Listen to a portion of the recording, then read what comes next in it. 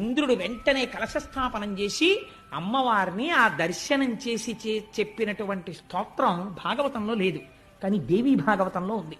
దానికి పెద్దలు ఒక మాట చెప్తారు, ఈ స్తోత్రాన్ని తెలిసి కాని తెలియక కాని ఎవరైనా చేస్తే వాడికి ఎంత ఐశ్వర్యం వెళ్ళిపోతుందంటే వాడు భూమండలాన్ని శాసించే చక్రవర్తిత్వానికి వెళ్ళిపోతాడు. తెలిసో తెలియకో చేసిన వాళ్ళే అటువంటి ఐశ్వర్యవంతులయ్యారు. పక్కన నారాయణ భక్తితో కలిస్తే భక్తితో కూడిన ఐశ్వర్యం వస్తుంది.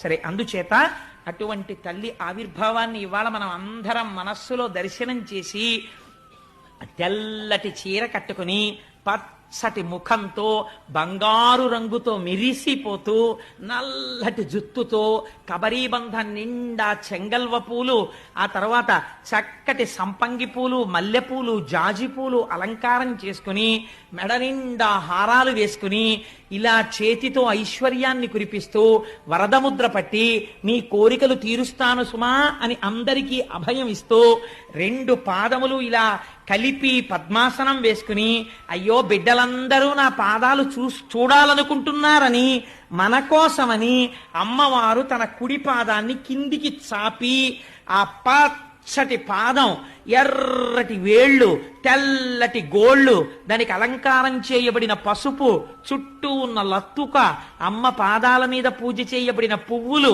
ఆ పువ్వులకి శిరస్సు వంచి ఆ పాదపద్మములకు నమస్కరిస్తూ మనం అందరం కలిసి ఒక్కసారి దేవీ భాగవతాంతర్గతమైనటువంటి ఆనాడు ఇంద్రుడు చేసినటువంటి లక్ష్మీ స్తోత్రాన్ని చెప్తాను. అందరూ కూడా పరమ భక్తి శ్రద్ధలతో నమస్కరిస్తూ లక్ష్మీదేవిని ఉద్దేశించి ఆ ప్రార్థనా శ్లోకాన్ని చెప్పండమ్మా.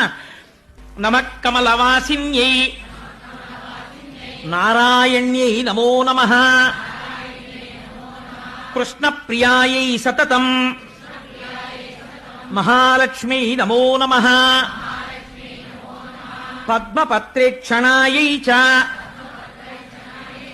పద్మాస్యాయై నమో నమః, పద్మాసనాయై పద్మిన్యై వైష్ణవ్యై చ నమో నమః, సర్వసంపత్స్వరూపిణ్యై సర్వాధారాయై నమో నమః, హరిభక్తి ప్రదాత్రీ చ హర్షదాత్ర్యై నమో నమః, కృష్ణవక్షస్థితాయై చ కృష్ణేశాయై నమో నమః, చంద్రశోభాస్వరూపాయై రత్నపద్మే చ శోభనే సంపత్వధిష్టాతృదేవ్యై, అంటే సంపత్తికి అధిష్టానమైనటువంటి దేవత, ఐశ్వర్యమునివ్వగలిగినది. సంపత్ అధిష్టాతృదేవ్యై మహాదేవ్యై నమో నమః,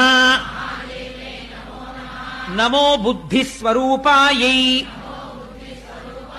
బుద్ధిదాయ్యై నమో నమః,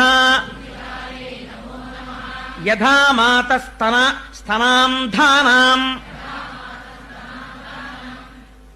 శిశూనాం శైశవే సదా. అంటే ఎంత గొప్ప స్తోత్రమో చూడండి, ఎలా పూర్తి చేస్తున్నారో. యథా మాతా స్తనాంధానాం శిశూనాం శైశవే సదా అంటే పిల్లవాడు శిశువుగా ఉన్నప్పుడు ఆ శిశువుగా ఉన్న బిడ్డణ్ణి బ్రతికించగలిగిన శక్తి ప్రపంచమునందు అమ్మ పాలు తప్ప వేరొకటి లేదు. ఈ లోకమునందు నేను సుఖశాంతులతో ఉండడానికి ఐశ్వర్యము తప్ప వేరొక దిక్కు లేదు. అందుకని ఐశ్వర్యము ఉండవలసినదే, ప్రయత్నపూర్వకంగా నిరసించకూడదు, తృప్తి ఉండాలి. అందుకని అమ్మా ఆనాడు బిడ్డడైనందుకు వాత్సల్యముతో అమ్మ పాలిచ్చి బ్రతికించినట్టు సమస్త లోకములకు తల్లివైన నువ్వు కూడా దయతో మాకు ఐశ్వర్యమునిచ్చి కాపాడు. ఎంత గొప్ప మాటతో పూర్తి చేశాడో చూడండి ఇంద్రుడు. యథా మాతా స్తనాంధానాం శిశూనాం శైశవే సదా తథా త్వం సర్వదా మాతా సర్వేషాం సర్వరూపతః. అలా అమ్మా మమ్మల్ని అందరినీ నువ్వు కాపాడి రక్షించు.